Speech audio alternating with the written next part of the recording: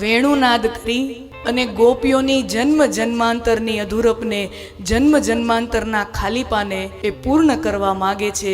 દરેક ભક્તનું એક સોનેરી સપનું હોય કે ક્યારે મને ભગવાન સાથે એકાંતનો અનુભવ મળે, ક્યારે મને ભગવાનની સેવા કરવાનો અનુભવ મળે. એ દરેક ભક્તનું સોનેરી સપનું હોય, એ દરેક ભક્તની ઝંખના હોય. અને ભગવાન પોતાના ભક્તોની જન્મ જન્માંતરોની આ ઈચ્છાને, જન્મ જન્માંતરોની આ ઝંખનાને પૂરી કરવા માગે છે. અને ત્યારે યોગ માયાનો આશ્રય લઈ વેણુનાદ કરે છે. અને વેણુના પવિત્ર સ્વરો કાલિંદીની ધરાથી વહેતા વહેતા વહેતા ગોકુળમાં, વ્રજમાં, ગોપીઓના નિવાસ સ્થાનોમાં પહોંચ્યા. ગોપીઓ જે પણ કાંઈ કરતી હતી બધું છોડી અને યમુના તટે પહોંચી છે. બરહા પીડમ નટવર વપુ કર્ણયો કર્ણિકારમ બિભ્રદવાસ કનક કપિશમ વૈજયંતીં ચ માલા. ભગવાને બરહાપીડમ નટવર વપુ કર્ણયો કર્ણિકારમ, કાન ઉપર કરેણનું ફૂલ છે, ગળામાં વૈજયંતી માળા ધારણ કરી છે, મસ્તક પર મોરપીંછ ખોસેલું છે, શરીર ઉપર રેશમી પિતાંબર ધારણ કરેલા છે. અને એવા શ્યામ સુંદર નટવર વપુ કાલિંદીની ધરામાં યમુના તટે વેણુનાદ વાંસળી વગાડી રહ્યા છે. અને વેણુના સ્વર ગામમાં ગયા. ભાગવતકાર કહે છે ગોપીઓ જે પણ કાંઈ કરતી હતી બધું છોડી અને યમુના તટે પહોંચી. ભગવાન જ્યારે ને જ્યારે મને તમને બોલાવે ને ત્યારે બધું મૂકીને ભગવાન પાસે પહોંચી જવાય. એ જીવનનો બહુ મોટો લાવો છે. કારણ કે બીજી વસ્તુ તો રોજ હોય, પણ ભગવાન બોલાવે ને ત્યારે પહોંચી જવાય. અને ખાસ કરીને ખૂબ આનંદ છે, ભગવાન અહીંયા આવ્યા છે ભાગવતના રૂપે. અને ભગવાન સાદ કરે અને આ બધી ગોપીઓને ગોવાળિયાઓ બધું મૂકી અને 7 દિવસ ભગવાનના બુલાવે पे आ जाते हैं. भगवान के बुलावे पे आए हैं. बरहा पीडम नटवर वपु कर्णयो कर्णिकारम बिभ्रदवास कनक कपिशम वैजयंतीं च मालां. गळाમાં વૈજયંતી માળા. આવું સુંદર ભગવાનનું રૂપ છે.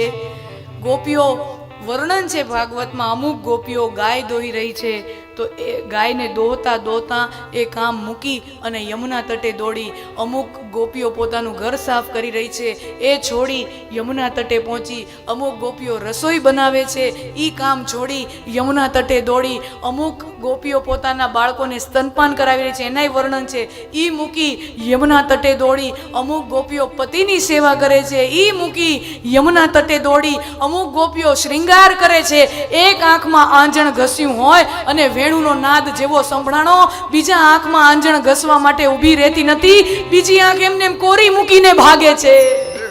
ભગવાનને બુલાયા હે. હવે તમે વિચાર કરો બેનો, લગ્નમાં જવાનું હોય, રિસેપ્શનમાં, રિસેપ્શન, હું રિસેપ્શન નહીં, રિસેપ્શન. કોઈના લગ્નમાં જવાનું હોય, રિસેપ્શનમાં જવાનું હોય અને સ્વાભાવિક રીતે શું છે ભાઈઓમાં તો બહુ કાંઈ હોય નહીં, 2 મિનિટની મેગી છે, ઉપર જભો પહેરો અને હાલતા, બીજું કાંઈ હોય નહીં. અને અમુક વર્ષે તો પછી અહીંયા કાંઈ ઓળવા જેવું હોય નહીં, અમુકને જ હોય. લીપાપોતી કરવાની હોય નહીં, કલર કામ કરવાનું હોય નહીં, ઉપર જભો પહેરો નથી, શર્ટ પહેરું નથી ને ત્યાં હાલતા. એ 2 મિનિટની મેગી છે અને આપણી આખી થાળી છે. દાળ, ભાત, શાક, રોટલી, ફરસાણ, 2 મીઠાઈ, છાશ, પાપડ, કચુંબર, આખી. કારણ કે અહીંયા જોઈને, અહીંયા જોઈને, અહીંયા જોઈને, અહીંયા જોઈને, બધું મેચિંગ જોઈ.